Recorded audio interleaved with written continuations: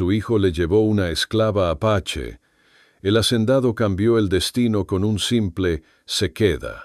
The old rancher, a man worn down by a life carved out of hard rock and unforgiving sun, sat on his porch. The late light ran thin across the scrub, a pale ribbon dragged over mesquite and broken fence posts. Wind lifted the dust in lazy spirals that rose, thought better of it, and fell again. Out here, even the wind learned humility. Before we get into the heart of this tale, do me a favor and hit that like button.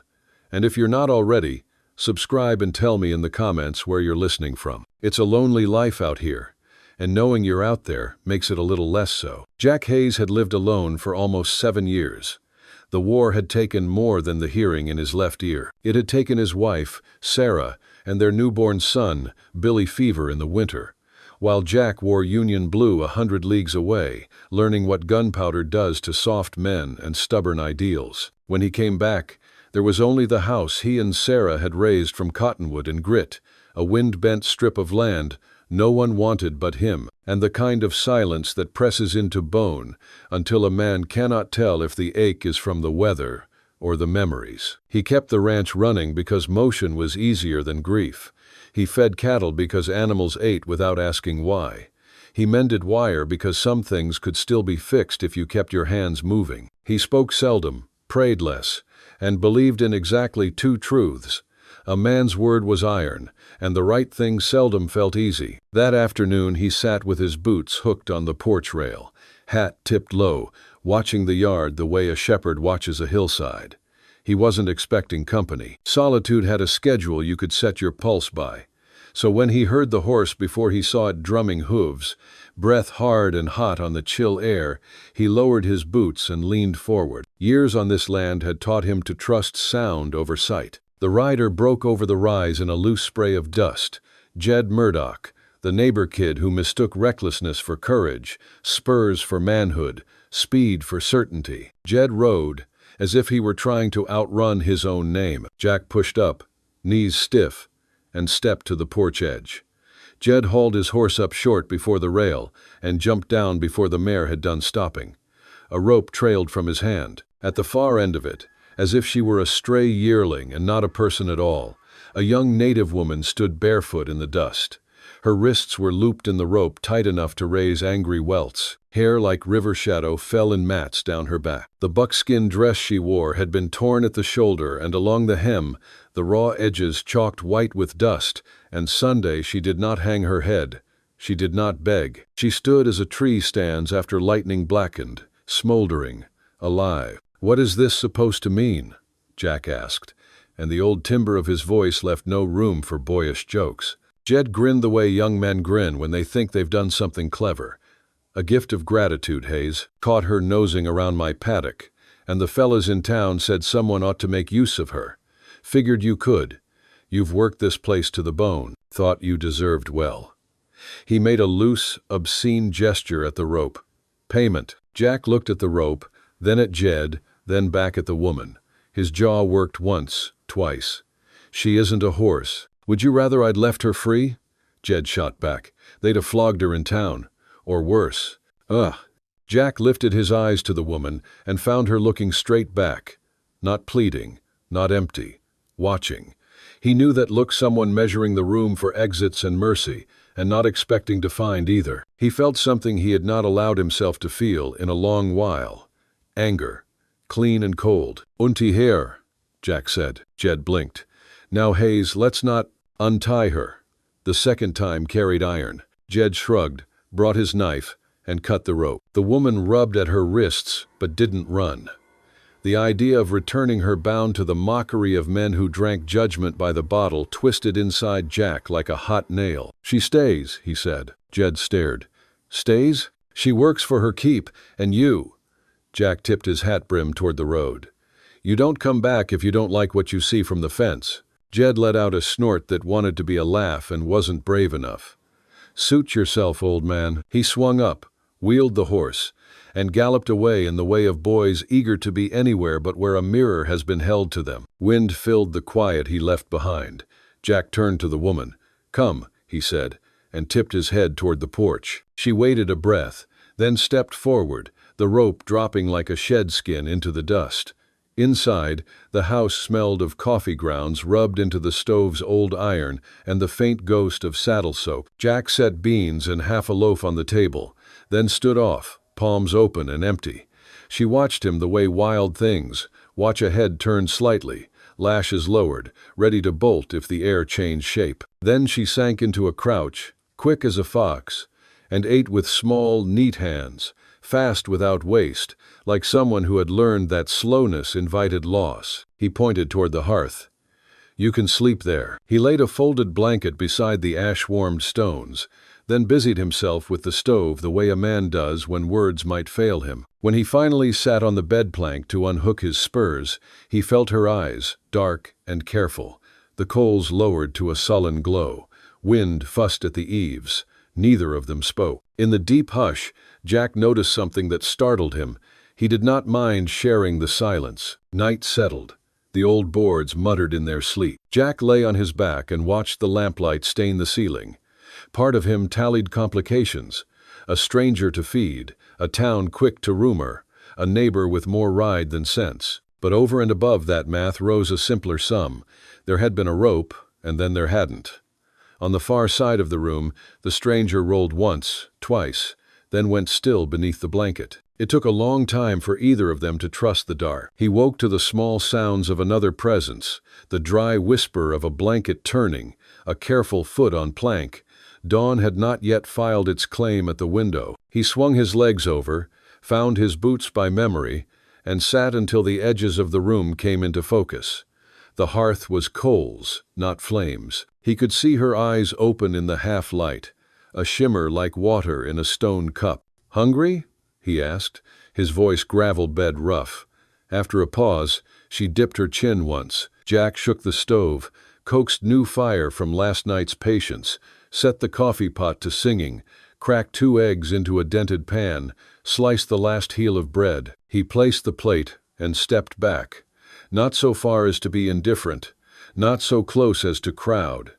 She slid forward and ate more slowly this time, as if learning his speed. He drank coffee from a tin cup and watched without staring. When she finished, he set the cup down and leaned his hip to the table. "You can stay," he said, and kept his voice level. "But this isn't charity.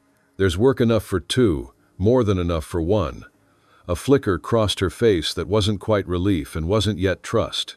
"You got a name?" he asked. After another small silence, she said, "Nayeli." "Nayeli," he repeated, trying the weight of it. "All right, water first." Outside, morning cut like a freshly honed blade. Frost glassed the troughs. The corral posts wore jeweled collars. He showed her the well, the bucket, the bite of rope against palm, and waited.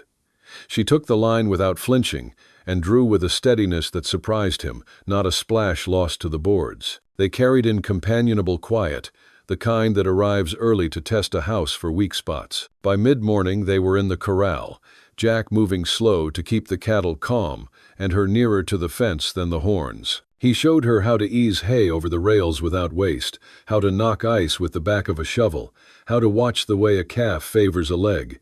She listened with her eyes the best way and did as shown without fuss. Work found a rhythm, the sort that stitches strangers into something else. On the porch, Jack paused, squinting at the torn hem of her dress, where cold bit through to skin. "I'll find you better clothes," he said, not as a kindness to be praised, but as a fact among other facts like weather or wire gauge. She looked at him, quick and surprised, then dropped her gaze. Inside, he knelt at the cedar chest at the bed's foot and lifted the lid. The smell rose a mix of winter and memory. He set aside a folded shirt of his, clean and soft with years, then a skirt Sarah had worn to church back when they'd gone sometimes, when the thing they worshipped was a town's belief in its future. He handed both over without ceremony and stood his hat back on the peg. He stepped out into the yard to give the dignity of privacy. When he returned, she stood near the hearth in the shirt, with sleeves rolled and the skirt hanging near to her ankles. The change was a small miracle. Not of beauty, she had that already in the iron of her back and the plain courage of her face, but of belonging. The rope had become thread. The room seemed to accept her shape. The day took on work's familiar taste. Jack hunted a fence post's rot, dug it out, tamped new earth. The steady pound of the tamping rod thudded like a second heart beneath the day. Nayeli swept years of dust from corners men don't see until Backache and company teach them. She scrubbed the table down to the grain and stacked the ironware with edges, aligned as if order might be convinced to stay. They did not talk. They did not need to. The house, which had long since given up on conversation, began to listen again. At dinner, she ate at the table and not crouched by the hearth. Jack pretended not to notice, the way you pretend not to see a deer step from the tree line so it will keep stepping. Afterward, he took out a needle and thread and set them on the table without looking at the ruined hem.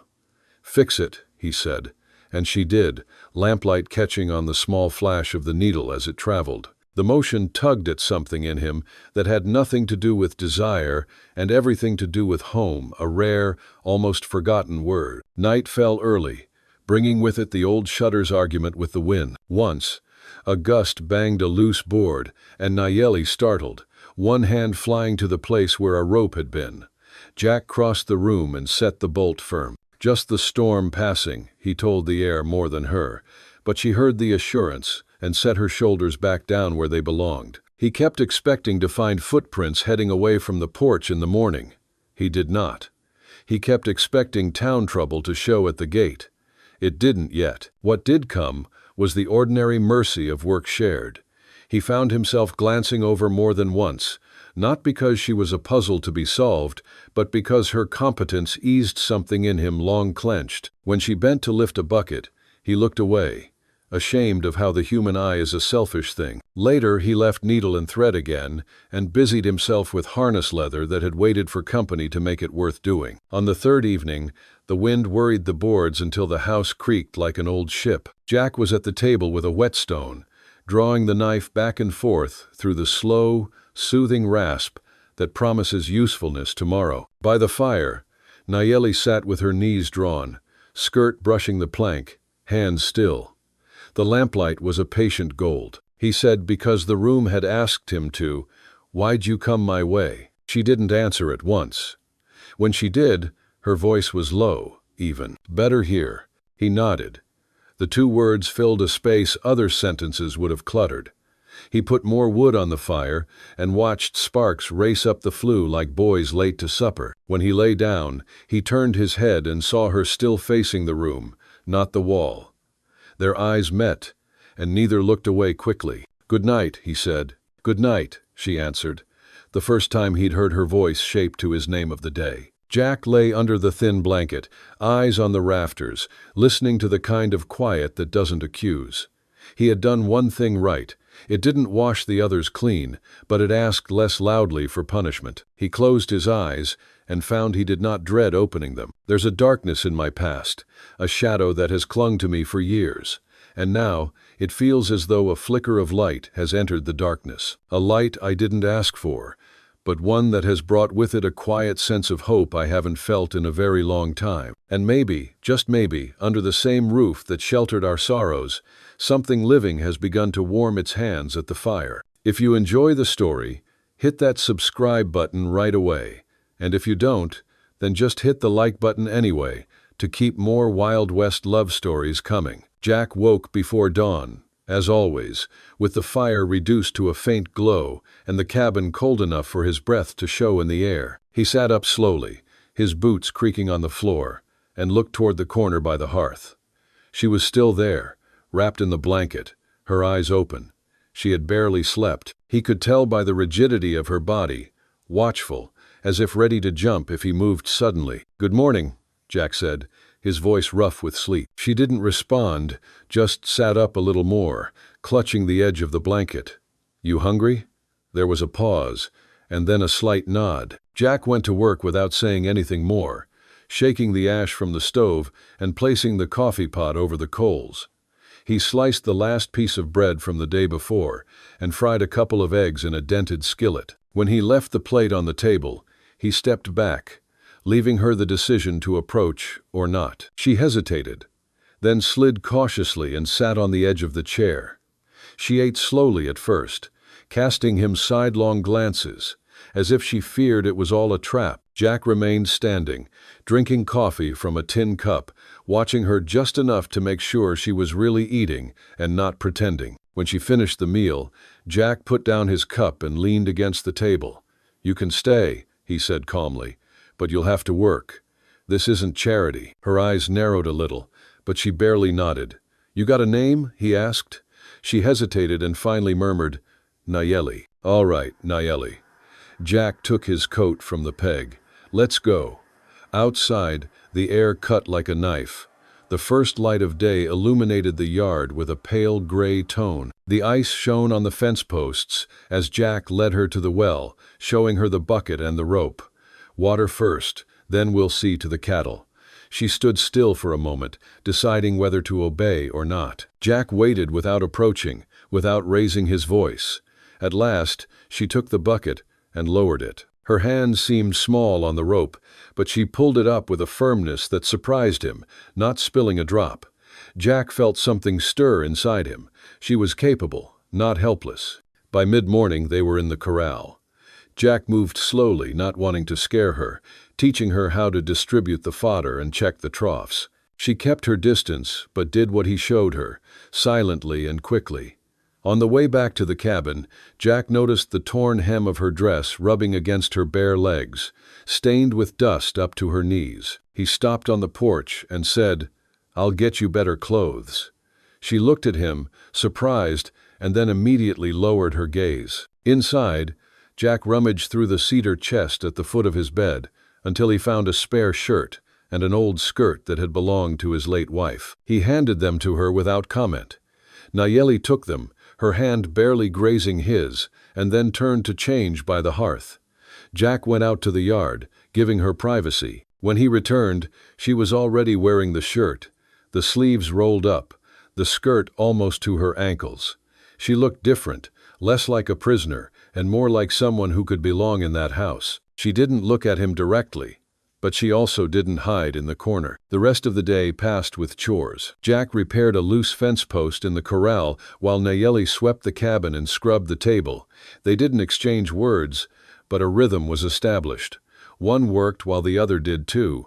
No one was idle. That night, after dinner, Jack sat on the edge of his bed, taking off his boots. Nayeli spread her blanket near the hearth again, but this time she didn't lie against the wall. She settled on her side, looking at the fire, one hand outstretched toward the warmth. Jack watched her for a moment before lying down.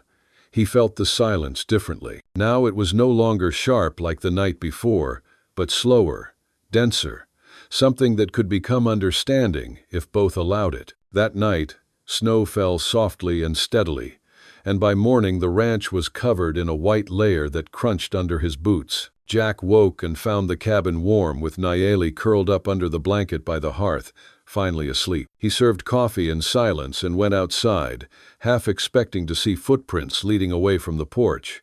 There were none. When he returned, she was awake, sitting up, her hair falling over her face. She looked at him. Then she looked at the door, as if wondering why he hadn't bolted it at night. Jack just pointed. "The table. Eat. Then we'll check the cattle." So began their days. Coffee, a few words, and then the chores. Jack taught her how to put hay in the feeder, how to sprinkle salt on the herd, how to notice if a calf was sick. She didn't ask questions, but she watched him carefully, copying his movements until she did them well. Once, as she bent down to fill the trough, the broken seam of the skirt opened wider. Jack was surprised to find himself looking at her before turning his gaze away. Later that night, he took out a needle and thread and left them on the table. "Fix it," he said simply. She did, sitting by the fire with the lamplight on her hand. Jack found himself watching her more than once. The way her fingers worked, quick and sure, her hair falling forward and how she pushed it back with a soft gesture. It had been years since anyone had occupied that cabin with him, filling it with quiet sounds of work that weren't his own. When the wind howled and shook the shutters, Nayeli started. Jack crossed the room slowly and checked the door bolt. "Just the storm passing," he said in a calm voice. She relaxed just enough for him to notice. By the third day, Jack trusted her enough to leave her in the cabin while he rode the fence line. When he returned in the evening, smoke was already coming from the chimney, and the aroma of simmering beans filled the air. She had cooked without being asked. "Good," he said simply, hanging his hat on the peg. She didn't smile, but something in her face softened. That night the fire burned stronger, and the two of them stayed close to it, not out of fear, but for comfort. Jack sat at the table, carving a new handle for the axe, while Nayeli mended a piece of leather from the harness. The silence was no longer sharp. It felt like two people sharing a space without getting in each other's way. If you like Wild West love stories or Wild West stories, drop a bunch of 1 second and your place in the comments for the Wild West Love channel. Tell me where you're listening from so I don't feel so alone out here. Before going to bed, Jack left another blanket on the floor next to her own. "It gets colder at night," he said. She nodded once, barely looking at him, and then lay down. When he lay down on his bed, he let out a slow sigh. She hadn't fled, hadn't fought, hadn't tried to make his life difficult. She was learning the work, caring for the cabin, and deep down, something was awakening in him. He felt a slight impulse he hadn't allowed himself in years. The feeling that this place, once empty and silent, was beginning to beat again. The cold intensified in the following weeks, until every step outside hurt in his lungs. More than once, Jack woke up with frost on the inside of the windows, and he and Nayeli had to redouble their efforts to prevent the water from freezing in the troughs. The days shortened. The light left early, forcing them to take shelter sooner. It was on one of those days that Jack saw her slip for the first time. She had gone to get water while he was working near the barn, and the ground by the well had become slippery from the melted ice that had frozen again. He heard the clatter of the bucket and looked up, just as her foot went to the side. He crossed the yard in 3 strides and held her by the arm before she fell. She stiffened under his grip, her breath catching, and for an instant, they were very close enough for him to see how her hair clung to her wet cheek and the rapid rise and fall of her chest. Jack released her slowly, making sure she had regained her balance before pulling away. "Are you all right?" he asked. She nodded once, her eyes still wide, and bent to pick up the bucket. Jack took it from her and pulled it up himself, leaving it full on the side. "Be careful here," he said in a softer tone than usual. "You could break your neck if you're not paying attention." Her gaze lingered on him for another moment, and then returned to the cabin. That night the air felt different, quieter, but it was no longer the tense silence from before. Nayeli sat closer to the fire than usual, her knees tucked up, her skirt brushing the floor. Jack was at the table, running the whetstone over the blade of his knife. "Why do you stay?" he asked suddenly, surprising himself. She didn't look at him immediately. When she did, her dark eyes were steady. "It is better here," she answered in a low but certain voice. Jack nodded once. The answer settled something inside him. Later, after dinner, he noticed how she glanced at the spare shirt and skirt he had left on the chair the day before. He understood that she had been washing the first set herself, scrubbing it in cold water to keep it clean. She had started taking care of what was hers. Before going to bed, Jack put more wood on the fire so it wouldn't go out too soon. When he turned, Nayeli was already lying by the hearth, but this time she was facing the room and not the wall. Their eyes met for a moment in the flickering light. "Good night," Jack said, his voice low but firm. For the first time, she responded.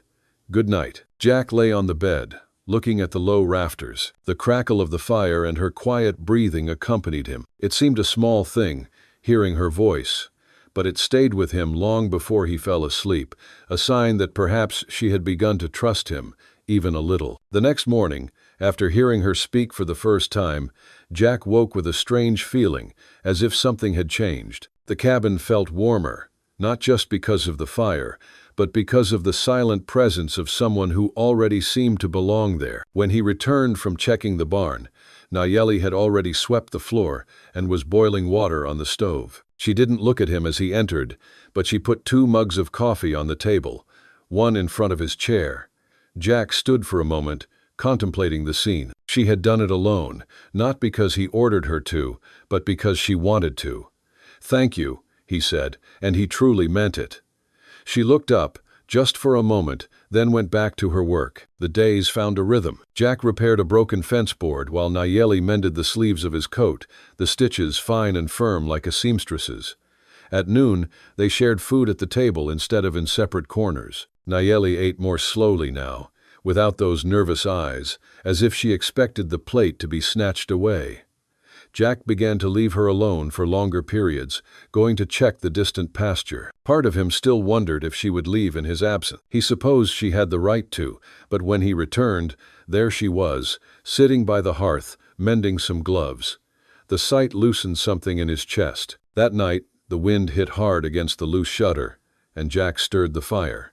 Nayeli moved her blanket closer, and he hesitated for a moment before taking his usual place on the bed. Instead, he stayed at the table for a while, with long shadows dancing on the cabin walls.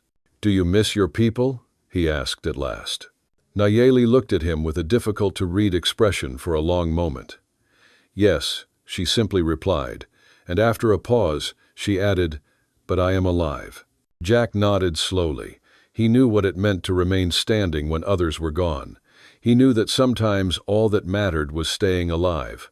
The conversation ended there, but something had shifted between them. The silence that followed was not empty. It felt shared. "Hey there, friend, take a moment and get yourself a full glass of water. It's easy to forget, but staying hydrated is crucial for your health. Also, if you've been sitting for a while, do a quick lap around the room and give your eyes a break from the screen. Your body will thank you." When Jack lay down, he caught a glimpse of Nayeli by the hearth, contemplating the flames, her hair falling over one shoulder, the firelight outlining her face. She looked calm, almost at peace. For the first time since the war, Jack felt that the cabin wasn't just a place to sleep. It felt like a place where life could begin again. The next day, everything ran with a rhythm that almost resembled the old days. It wasn't happiness, exactly, but a firm calm, as if the house itself had decided to settle down after years of creaking with the wind. Dawn would break, and he would already hear Nayeli moving, sometimes outside, gathering firewood or getting water. She no longer asked for permission. She had begun to act as if the work was hers, and Jack liked coming back to a cabin with a swept floor, a lit stove, and someone waiting for him. But along with that comfort, a new weight also settled on Jack's chest. It was no longer the emptiness that had accompanied him for so many years. It was sharper, more intense, something that made him notice too much the way Nayeli's hair fell down her back when she leaned over to stoke the fire, the way her hips swayed under her skirt when she crossed the room. He caught himself looking at her more than he should, and then looked away, his jaw tight. On the third night of that week, the wind blew with such force that it shook the cabin. Jack was at the table mending a bridle strap when Nayeli started at a bang from outside. "Just the shutter," Jack said, getting to his feet. "I'm going to fix it." She followed him to the door before he could stop her. "Don't," she said quickly, and there was something in her voice that made him pause. "Are you afraid I won't come back?" he asked in a low voice. She looked at him for a moment and then nodded. Jack's chest tightened. "All right," he said, now softer, staying for a moment. "I won't be long." He went out into the icy wind, secured the shutter with his numb hands, and returned with snow on his coat and hat. The warmth of the cabin enveloped him suddenly, and Nayeli was still there, standing with her arms crossed and her eyes fixed on him. "See?" he said, taking off his gloves. "Still here." She stepped aside to let him pass and closed the door. After dinner, Jack sat by the fire instead of at the table. Nayeli was already on the floor near the hearth, with the blanket over her shoulders. The flames painted the room in gold, casting shadows that danced on the walls. Jack leaned back against the table leg, letting the heat cover him, and for a long time, neither of them spoke. When Nayeli finally did, her voice was low but firm. "Why do you stay here alone?" Jack looked at the fire. It wasn't a question he usually asked himself. "Because it's mine," he said after a long pause. "Because no one can take it from me anymore." She nodded as if she understood, and the silence returned. But it was no longer empty, but dense, charged, as if it were waiting for something. At one point, Nayeli moved closer to the fire, and her knee brushed Jack's leg. She stiffened, about to pull away, but he didn't move. The contact remained, and his heart pounded hard in his chest. "You can sit here," Jack said at last, pointing to the bench next to the fire. Nayeli hesitated, then moved forward. The blanket slid from her shoulders as she crossed the space.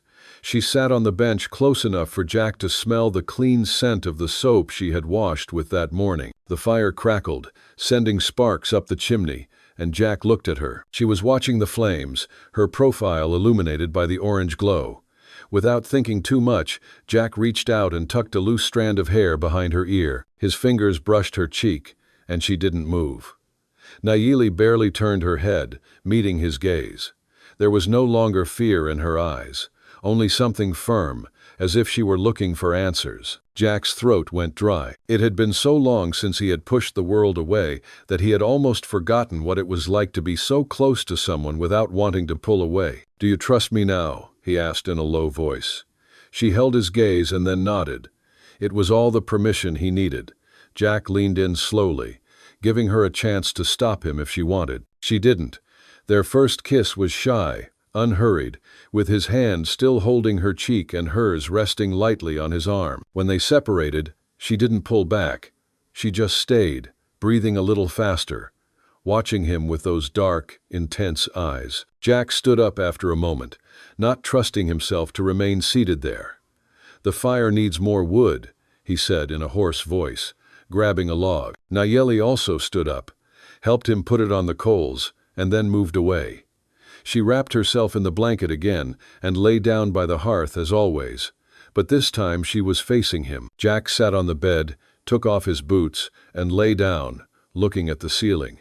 His heart was still pounding, but it didn't feel wrong. It was as if something had returned to its rightful place. As he drifted off to sleep, he heard Nayeli's breathing, slow and steady, and felt the cabin settle. The storm outside had passed, but inside, the air was warm, dense, alive in a way he hadn't felt in years. If you're watching on TV, don't hesitate, grab your phone and hit subscribe to my channel so you'll never miss out on our amazing characters. Jack woke before dawn, the cabin dark but warm, the fire still crackling softly. For a long time, he just lay there, looking at the rafters, remembering the night before. The feeling of Nayeli's hair between his fingers, the firmness of her gaze, the quiet pressure of her lips against his. He hadn't touched anyone like that in years, not since before the war, not since his wife's death. It was strange, and yet, at the same time, it felt so right, as if he had just discovered how much he had needed it. He sat up slowly, boots in hand, and looked toward the hearth. Nayeli was still curled up under the blanket, but her eyes were open, watching him. When their gazes met, she didn't look away. There was no reproach or fear, just a serene recognition. "Good morning," Jack said as he put on his boots. Nayeli pushed the blanket aside and sat up, her hair falling over one shoulder. "Good morning," she replied in a low voice. Breakfast passed in silence, but it was a charged, intense silence. Nayeli set the plates without being asked and poured coffee for both of them, moving through the cabin as if she had always known where everything was. Jack looked at her a couple of times, then forced himself to look back at his food. Afterward, they bundled up and went out into the cold. The snow had piled up during the night, covering half the fence. Jack showed her how to check the cattle for signs of frostbite, how to break the ice in the troughs before filling them again. Nayeli's cheeks were red from the wind. Her breath came out in small clouds, but she didn't complain. When a calf broke away, she moved nimbly to stop it, surprising Jack with her firmness. "You've done this before," Jack said, leaning on the fence. Nayeli shrugged. "Work is the same everywhere." Jack nodded. He liked that simple, practical answer. At noon, the sky cleared to a hard, pale blue, and they returned to the cabin for coffee. Nayeli shook the snow from her skirt before entering. Then she went straight to the stove to stir the beans she had left to simmer. Jack stood for a moment, watching her. The way she moved with more confidence now, as if the cabin were also hers. That afternoon, a rider appeared on the trail. Jack heard the hooves first, then saw the silhouette of a neighbor's horse crossing the ridge. He went out, adjusting his coat, and met a man named Wes at the gate. "Old timer," Wes greeted with a nod. I hear you got company up there. Jack's shoulders stiffened. Maybe so, he replied dryly. Wes shifted restlessly in the saddle. Folks in town are talking. Some don't think it's right. They say you're hiding a thieving girl here as if. That's enough. Jack cut him off, his voice low but hard, the kind that ends a conversation. Wes raised his eyebrows, but didn't retort. Just thought you should know. Jack watched him leave with a clenched jaw. He knew what that meant. The word would spread quickly. There would be more gossip, maybe something worse. When he returned to the cabin, Nayeli was standing by the table, her gaze questioning. Town man, Jack said simply, hanging his coat. They know you're here. She stood still, as if expecting him to tell her she had to leave. You're not leaving, Jack said firmly. Something in her shoulders relaxed. She nodded slightly and returned to the stove. That night, the cabin was silent again, but the air was different. Jack sat on the bench near the fire, across from Nayeli, who was mending some socks she had found in the chest. Every now and then, their gazes met, and neither one looked away too soon. When she finished, Nayeli carefully folded the socks and left them on the chair. Then she sat closer to the fire. Jack could feel her warmth even at that distance. Are you sure? Nayeli asked after a long silence. Jack looked at her. Sure, about what? Of keeping me here? He leaned forward, resting his elbows on his knees. I don't let others tell me how to run this place. You work hard. You've earned your place. And I. He stopped, clearing his throat. I want you here. Nayeli watched him for a long moment. Her expression was difficult to read, but then she nodded. That was enough. Later, when Jack stirred the fire and Nayeli lay down next to it, she didn't turn her back on the room. She watched him with open eyes until he put out the lamp. Jack lay on his side, watching the weak glow of the embers, and felt the house quiet around him. For the first time in years, he didn't feel the weight of loneliness. The next morning, as he saddled the horse to go to town for supplies, Nayeli was on the porch steps. You leaving me here alone? She asked, as if testing whether he would trust her. Jack nodded. I'll be back before dark. She hesitated for a moment, and then said in a low voice, I will wait. Those 3 words accompanied him all the way to town and back. When he returned, the cabin was just as he had left it, smoke coming from the chimney.